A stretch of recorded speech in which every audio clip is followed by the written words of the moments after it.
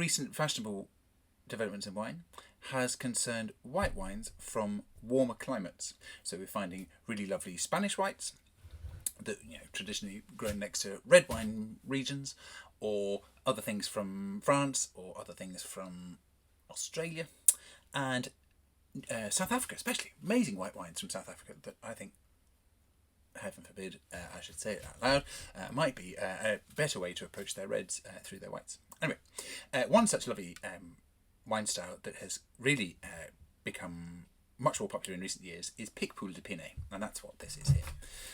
Yum. So why is it yum? It's really fresh, it's quite light and delicate, so that's quite popular as well, people moving away from heavy alcohols.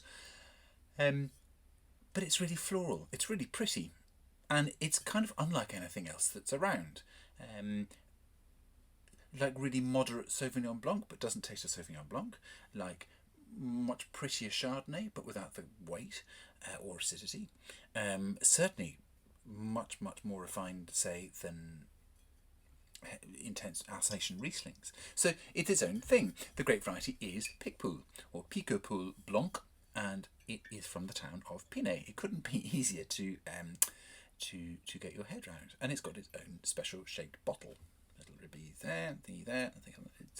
It's lovely, but it tastes so nice, and it's really fresh, and it's a lovely discovery.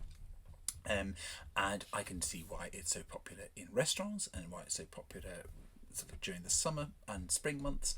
But it's becoming more popular all year round as well, and I think that's no bad thing. This particular one comes from a company, which is a cooperative called the Cave de l'Ormarine. And if you Google map it, the town of Picpoul pops up, and that's the only it's the only mentioned business in the town.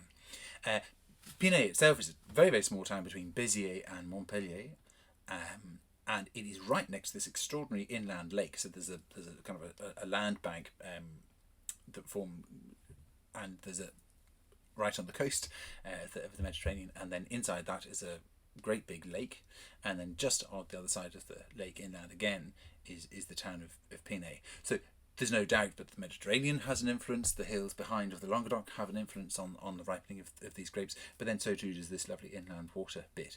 And it's probably one of the reasons that it has that slight lightness, and it's never too heavy, and it remains a bit cooler, but also it has this wonderful salty, tangy feel to it as well, which sort of engages your tongue in a slightly different way to traditional acidic wines. I think it's absolutely gorgeous, and I hope that you do too.